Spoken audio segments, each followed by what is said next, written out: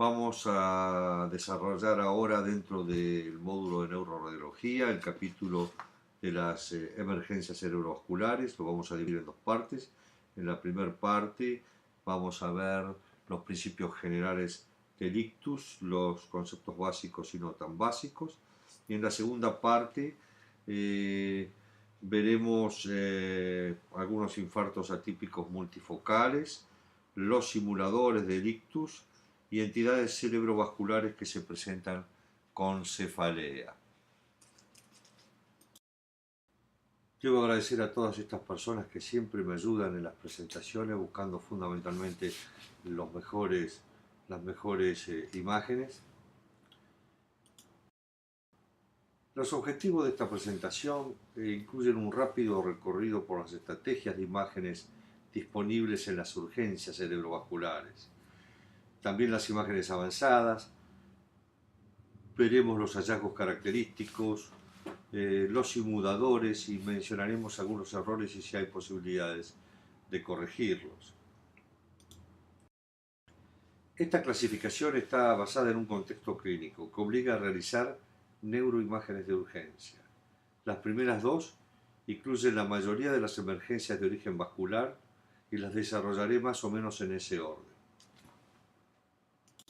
Un poco de grandes definiciones. En el año 2013, la Asociación Americana del Corazón y la Asociación Americana de Stroke presentó un documento de consenso de expertos para una definición actualizada del ictus para el siglo XXI. El ictus isquémico lo definió como un episodio de disfunción neurológica causada por un infarto focal cerebral espinal o retiniano, y entonces definió un infarto del sistema nervioso central como la muerte celular en el cerebro, médula espinal o retina basado en, y aquí viene lo importante, la neuropatología, las imágenes u otra evidencia objetiva de injuria focal en esas localizaciones y que tenga una distribución vascular definida. En caso que no existiera esta posibilidad de demostrar el infarto, entonces sí la evidencia clínica de lesión isquémica focal cerebral de la médula espinal retinada basada en la persistencia de los síntomas por más de 24 horas. Esta definición incluye los infartos hemorrágicos y las presentaciones atípicas con múltiples infartos, que veremos algunas como el CADASIL. Noten que habla de lesión focal, entonces excluye la isquemia global, ya que tiene diferencias fisiopatológicas y tratamientos diferentes, o sea, la isquemia global, la que se da en los paros cardiorrespiratorios, la hipoperfusión, la anoxia, etc. Pero lo importante es que ha cambiado el concepto utilizando una definición basada en el tejido y no en el tiempo, porque esta definición basada en el tiempo estuvo entre nosotros aproximadamente 35 años y entonces ahora se modifica. Lo mismo ocurrió con el accidente isquémico transitorio. Hace un par de años se modificó la definición de TIA y se le quitó, se le removió el factor tiempo. 85% de los accidentes cerebrovasculares son isquémicos y el restante 15% corresponde a las hemorragias intracraneales o ictus hemorrágicos. Es la segunda causa de muerte y la tercera causa de discapacidad o de pérdida de años de vida ajustado por discapacidad, que ustedes pueden ver aquí con la sigla ABAD, que en inglés se denomina DAILIES. Por otro lado, el accidente isquémico transitorio, el AIT, es una emergencia médica y hay riesgo de ictus luego del mismo. Muy importante, por ejemplo, es el hecho que un 12 a 30% de los stroke están precedidos por un TIA y el 11% de ellos ocurre dentro de los 90 días y la mitad de ellos en las primeras 48 horas. Ustedes hay que pensarlo al accidente isquémico transitorio como formando parte del mismo espectro con el ictus, de la misma manera que un síndrome coronario agudo lo es con el infarto de miocardio. Por otro lado, los accidentes isquémicos transitorios, TIAs, hemisféricos, debido a una estenosis severa de la carótida interna en el cuello, se asocia con mayor riesgo de ictus cuando uno lo compara con otras causas como la enfermedad intracraneal de pequeños vasos y el cardioembolismo. Los objetivos terapéuticos entonces del ictus incluyen congelar el infarto y no intervenir si el mismo se ha completado. Las imágenes juegan un rol fundamental para ello y clásicamente se habla de las 4P de Raúl que ustedes pueden ver o leer en el diapositivo. Lamentablemente hay controversias en cuanto a qué metodología usar o utilizar y de qué manera para guiar la terapia, o sea, TC o resonancia magnética. Debido a que hay evidencias sustanciales que sugieren la eficacia de los trombolíticos intravenosos en las primeras 4 horas y media de comienzo de los síntomas, así como por un aumento del riesgo de las complicaciones hemorrágicas por fuera de dicha ventana, se deben alcanzar las siguientes metas que permitan iniciar un rápido y seguro tratamiento. El primer paso en pacientes con sospecha de diagnóstico clínico de ictus es diferenciar isquémico de hemorrágico, ya que ambos pueden tener presentaciones clínicas similares.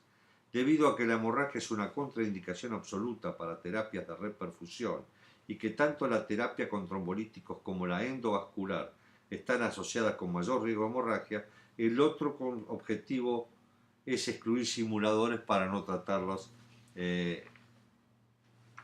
innecesariamente. Concomitantemente se debe identificar la localización y extensión del infarto, del coágulo intravascular y de la penumbra, o sea, penumbra es aquel tejido eventualmente salvable si hay una reperfusión temprana. También es necesario identificar el mecanismo o etiología del ictus, si es arteriosclerosis, disección, etc., porque es crítico para decidir el tratamiento y el manejo a largo plazo. Estos datos también se pueden recabar usando TC o resonancia magnética o angiografía con cualquiera de ellas o imágenes de perfusión con las ventajas o desventajas de cada una. Por ello el protocolo utilizado debe adaptarse a la capacidad operativa y posibilidades del centro. Es obvio que a pesar de las ventajas que tiene la resonancia magnética para identificar y cuantificar el núcleo del infarto, hay en general factores logísticos que limitan la utilización de la misma en el contexto de emergencia. Por ello, que la mayor parte de los centros la tomografía computada sea el método de comienzo y generalmente el único utilizado. Vamos a comenzar con los denominados signos tempranos de la tomografía computada. Es necesario entrenarse, no obstante, tiene una prevalencia que fue estimada en el mejor de los casos en un 60%. Hay quienes aseguran que en las primeras 6 horas se visualiza solo en un 45% de los casos. La concordancia entre los observadores es limitada.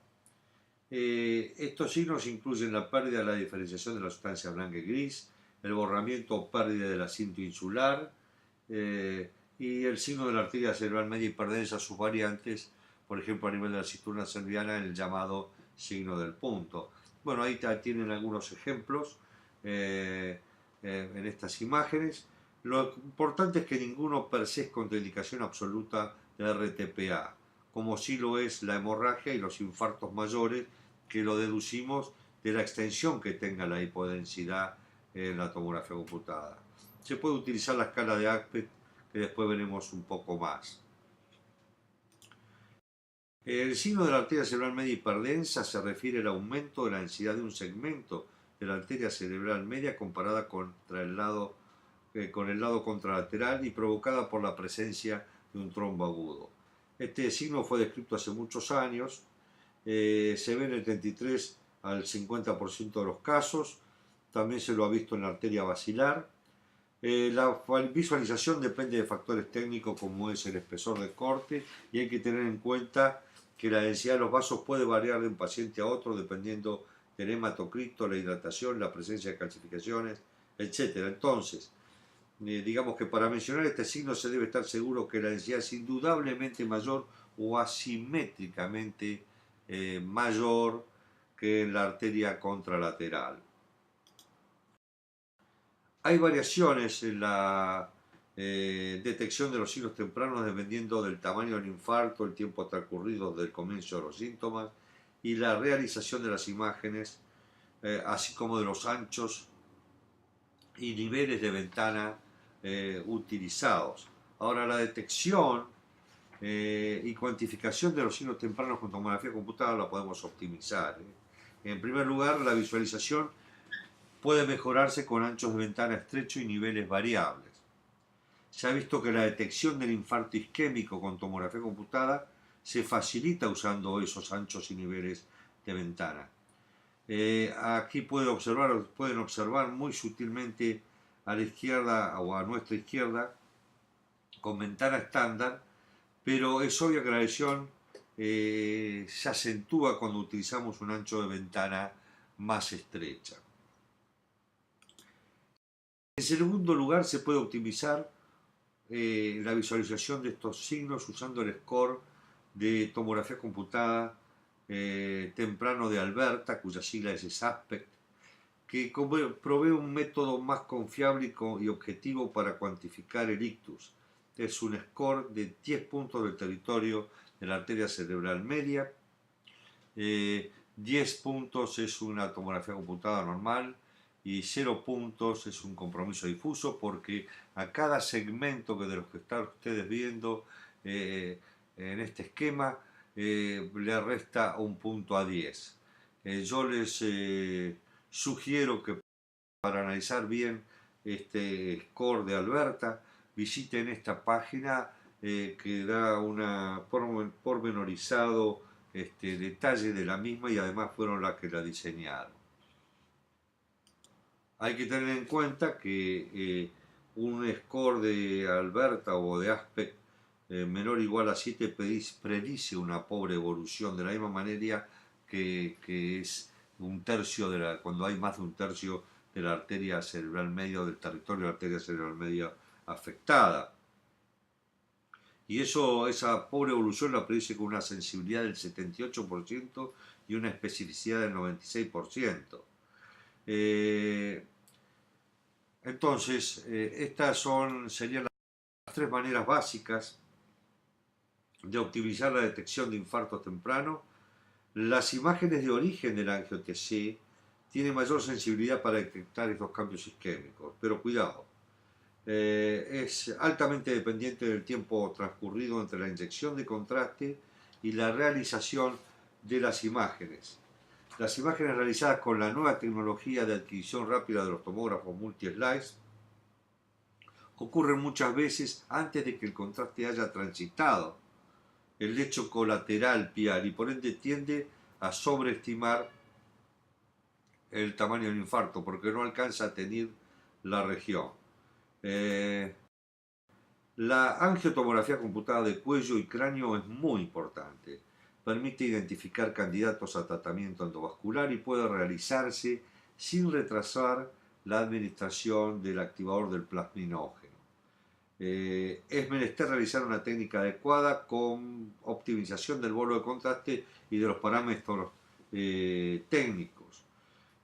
Mucha gente la considera el método de elección. En este caso, observen ustedes una estenosis de la arteria carótida interna y se ve la excelente comparación en términos de resolución espacial e información comparada con el gold standard de referencia, que es la angiografía por sustracción digital.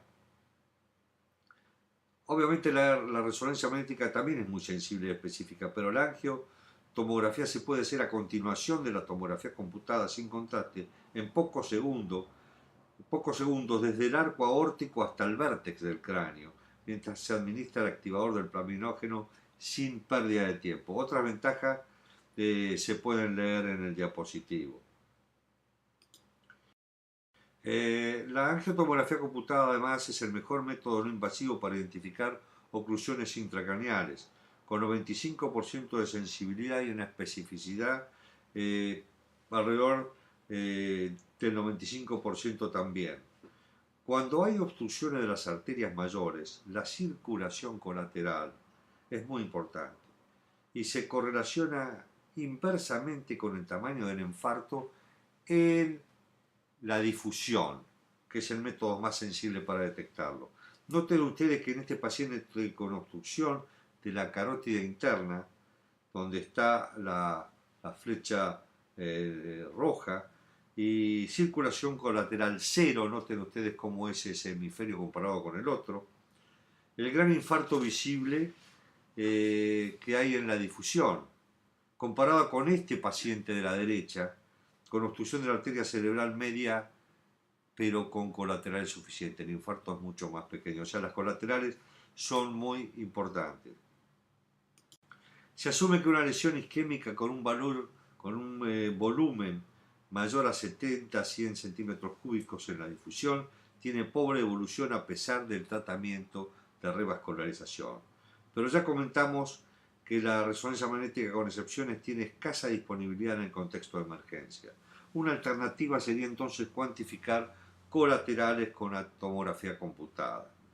Este es un score donde los autores caracterizaron un perfil de colaterales maligno, con pacientes que tenían oclusiones de la arteria carótida interna intracraneal y del tronco de la arteria cerebral media, altamente específico para infartos mayores a 70-100 centímetros cúbicos en la difusión, y entonces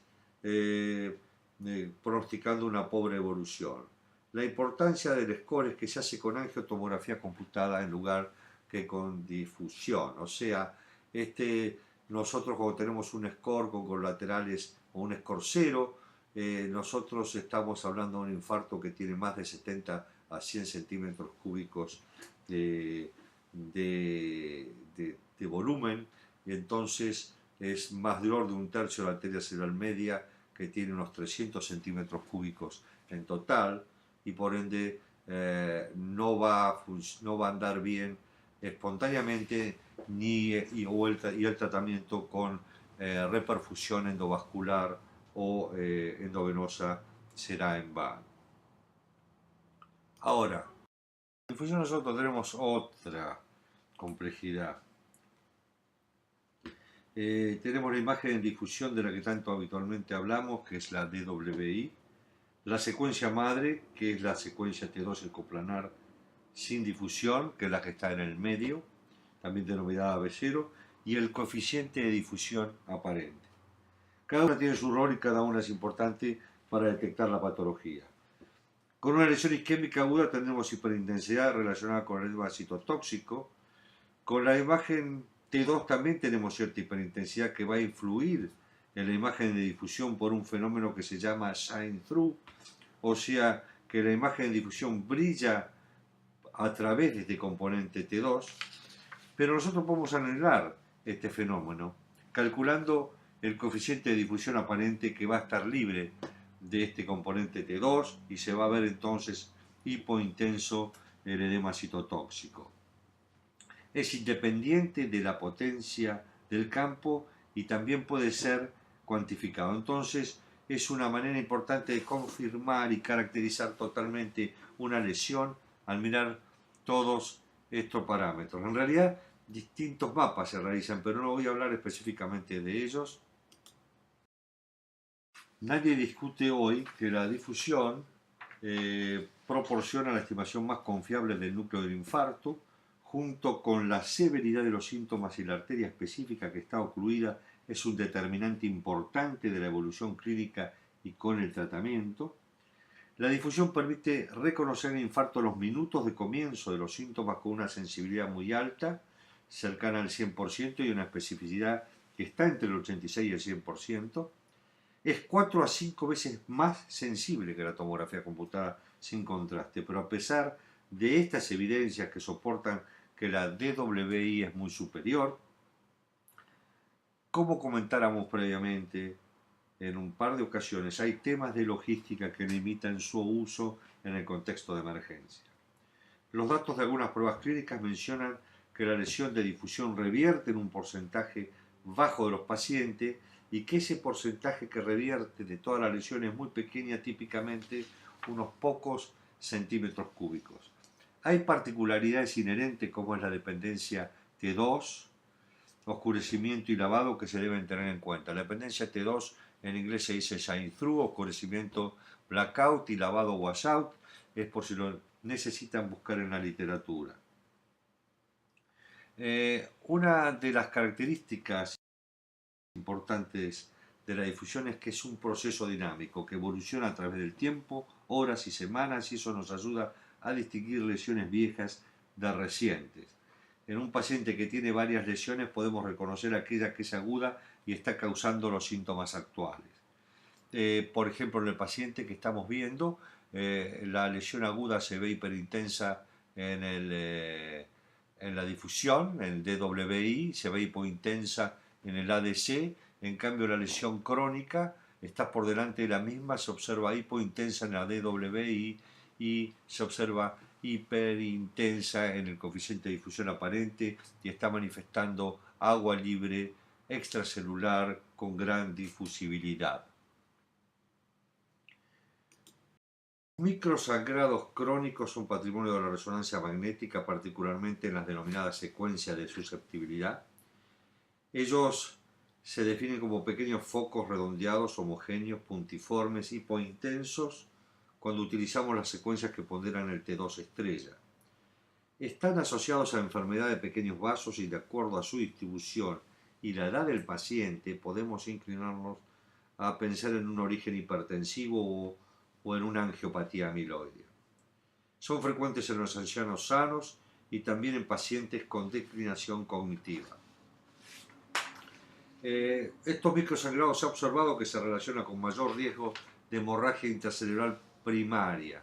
Sin embargo, no parece haber mayor riesgo de transformación hemorrágica cuando en presencia de los mismos se utiliza el RTPA. Por lo menos cuando son menos de 5 visibles, pero se desconoce qué ocurre cuando hay múltiples de ellos. Se debe